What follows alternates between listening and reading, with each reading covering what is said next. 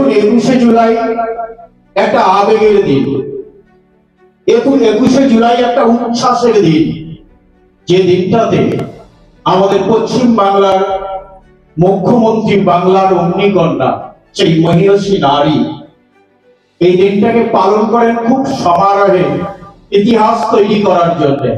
এর কাহিনী আপনারা অগ্রণী প্রখ্যাত বক্তাদের মুখে শুনে গেছেন। 1993 সালে নো আইডেন্টিটি নো ভোট, তৎকালীন সময়ের সরকার, বামফ্রন্ট সরকার, বিভিন্ন অনুপ্রবেশকারীদেরকে নিয়ে তাদের আইডেন্টি কার্ড ছিল না, ভোট করাতো। সেই জন্য তিনি আন্দোলন করেছিলেন কংগ্রেসে থাকাকালীন, যে ব্যক্তির আইডেন্টি কার্ড হবে না সে ব্যক্তি ভোট দিতে পারবে না। এই আন্দোলন করতে গিয়ে রক্তক্ষয়ী সংগ্রামে আমাদের 13 প্রাণ বলিদান হয়ে গেছে। আজ তাদেরকে স্মরণ করে এই 21শে জুলাই।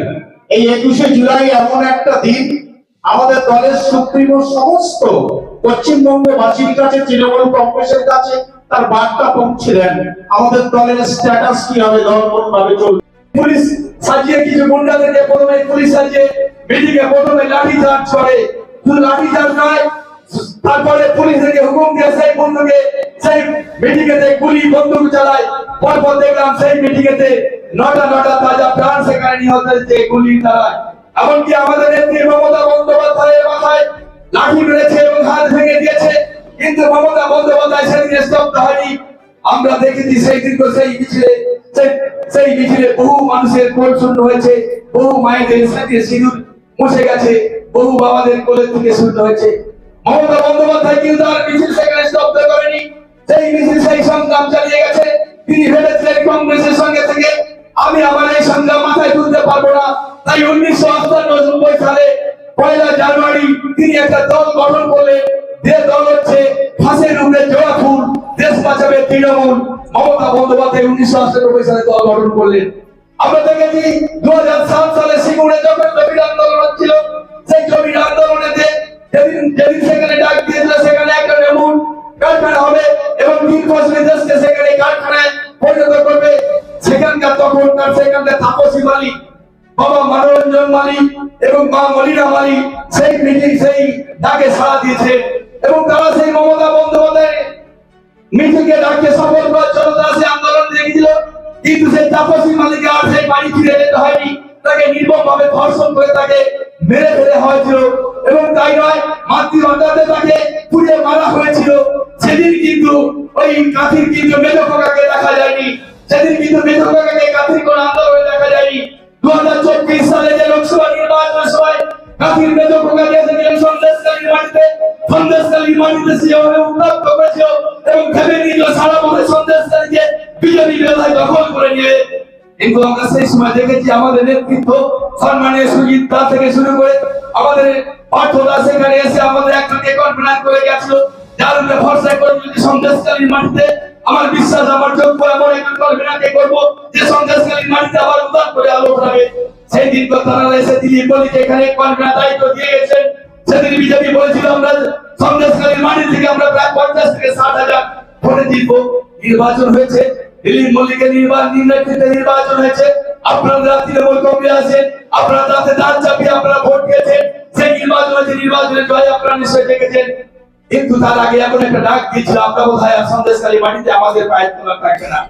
যাই হোক, আমাদের অনেক বক্তৃতা আছে, নেতৃত্ব আছে, আমি যে কথাটা বলতে চাই, মমতা বন্দ্যোপাধ্যায় যে 21-এ ডাক দিয়েছে, এই 21-এ যে আপনারা লোকসভা নির্বাচনে যেমন ভাবে আমাদের মুখ ফিরিয়ে নিয়েছে, 2026 সালে যে বিধানসভা নির্বাচন আসছে, আমরা সকলে একসাথে শপথ নেব যে 2026 সালে মমতা বন্দ্যোপাধ্যায়কে আমরা চতুর্থবারের মধ্যে আবার পশ্চিমবাংলার মুখ্যমন্ত্রী করতে চাই। এই আশা, এই আকাঙ্ক্ষা রেখে সকলকে আমার অভিনন্দন, ভালোবাসা জানিয়ে আমি আমার সংক্ষিপ্ত বক্তব্য শেষ করছি। মমতা বন্দ্যোপাধ্যায় জিন্দাবাদ, অভিষেক বন্দ্যোপাধ্যায় জিন্দাবাদ, সুব্রত মাহাতো জিন্দাবাদ, আমার নেতা সবার নেতা প্রিয় নেতা দিলীপ মল্লিক জিন্দাবাদ।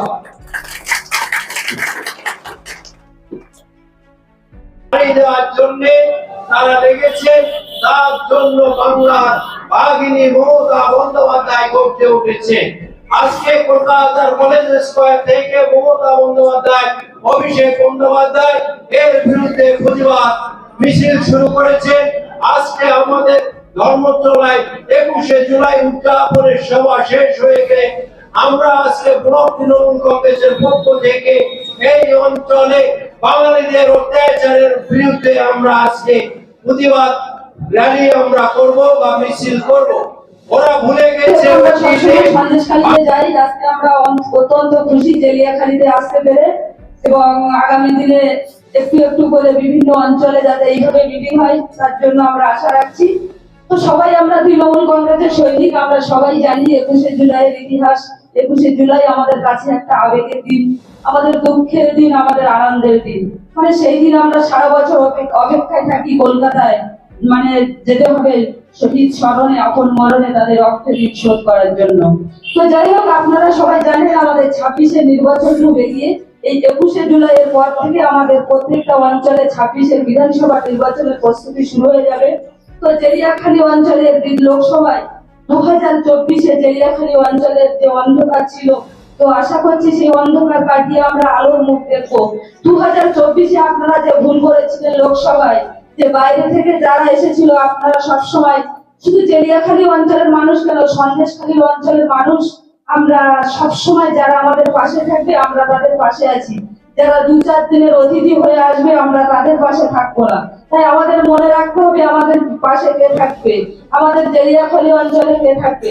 তাই আগামী 26-এর নির্বাচনে মানে চতুর্থবারের জন্য আমাদের মুখ্যমন্ত্রীকে আমরা দেখতে চাই, এবং 2026-এর 21শে জুলাই আমরা সবাই মিলে আরো বেশি করে 21শে জুলাই যাতে যেতে পারি, এই আশা আকাঙ্ক্ষা রেখে আমি আজকে আমার সংক্ষিপ্ত কথা শেষ করলাম। জয় হিন্দ, বন্দে মাতরম।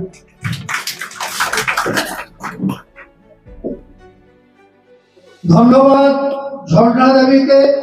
তার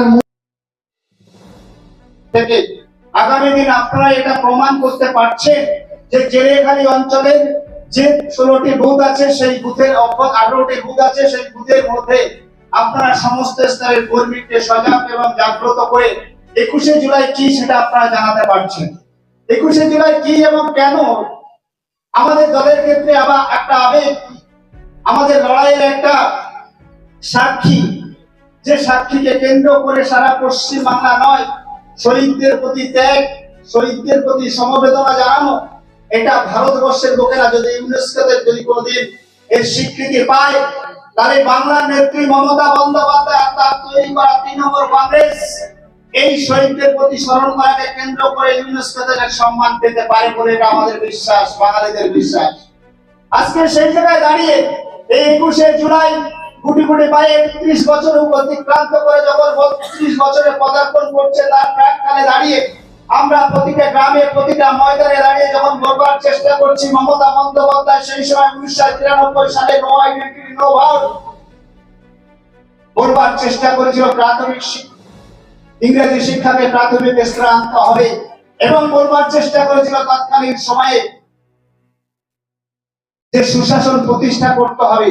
এই তিনটে দাবি নিয়ে যখন তিনি মাঠে নেমেছিলেন, বাংলার মানুষ মমতা বন্দ্যোপাধ্যায়ের প্রতি আস্থা, বিশ্বাস, ভরসা রেখে ওই লড়াইয়ে তারা সঙ্গ দিয়েছিলেন। আর সেই লড়াইয়ে সঙ্গ দিতে গিয়ে যে 13 জন শহীদ হলেন, তারা জানতেন না যে আজকের যে লড়াইয়ে যাচ্ছি সেই লড়াইয়ের সাক্ষী হিসাবে আমাদের জন্য সারা ভারতবর্ষ, সারা পৃথিবীতে মমতা বন্দ্যোপাধ্যায় পরবর্তী সময় দাঁড়িয়ে আমাদের শহীদ স্মরণ সভা করবেন ওই ধর্মতলায় শহীদ মিনারের সামনে।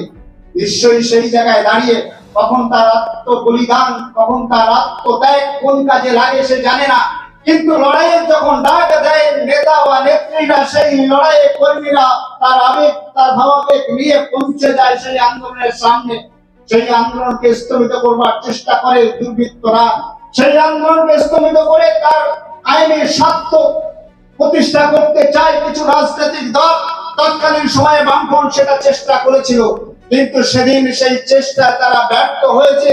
আজকের দিনে প্রমাণ হচ্ছে সারা ভারতবর্ষের মানুষ আইডেন্টি কার্ড দেখিয়ে ভোট দেয়, অর্থাৎ সারা ভারতবর্ষের মানুষের গণতান্ত্রিক অধিকার প্রতিষ্ঠার প্রথম যে লড়াই করেছিলেন, সেই লড়াইয়ের সাক্ষী মমতা বন্দ্যোপাধ্যায়।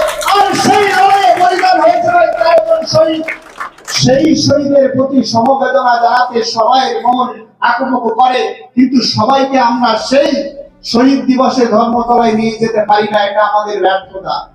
কারণ এই সন্দেশখালী বিধানসভার মতো জায়গায় যেখানে 9টা দ্বীপ 11টা নদী দ্বারা বেষ্টিত।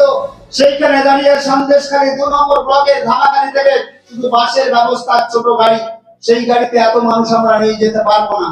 কিন্তু সেদিন টিভির পর্দায় আমরা দেখতে পাবো 2026-এর লক্ষ্যকে কেন্দ্র করে পশ্চিম বাংলার বিধানসভার ভোট, তার আগে দাঁড়িয়ে 32 বছরের শহীদ দিবস মমতা বন্দ্যোপাধ্যায় পালন প্রতি তার যে বক্তব্য আমরা শুনবো, সাথে সাথে আগামী 1 বছর ধরে যে কর্মসূচি, সেই কর্মসূচির কথা আমরা শুনে আমরা নিশ্চয়ই মাঠে নামবো 2026-এর লক্ষ্যকে কেন্দ্র করে।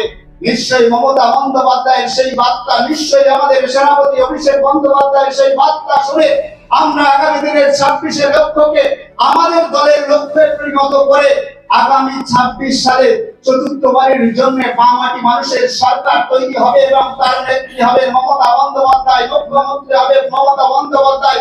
এই শপথ আমরা নিতে চাই আগামী 21শে জুলাইয়ের ওই মাঠ থেকে যারা যাব। সাথে সাথে আমরা যারা শুনবো তারাও নিশ্চয়ই শপথ দেব, কারণ তাদেরকে উজ্জীবিত করবার প্রশ্নে ওই 21 তারিখের টিভির পর্দায় চোখ রাখার জন্য আমরা আবেদন করছি। আমরা বলছি সেই মায়েরা নিশ্চয়ই টিভির পর্দায় চোখ রাখবে, সেই মায়েরা আন্দোলনের সঙ্গে সামিল হবে, সেই মায়েরা ওই ধর্মতলায় যাওয়ার জন্য প্রস্তুত হবে। কারণ একটা, এই বাংলায় বাঙালিদের রক্ষা করবার জন্য একজন নেত্রী আছে, তার নাম মমতা বন্দ্যোপাধ্যায়।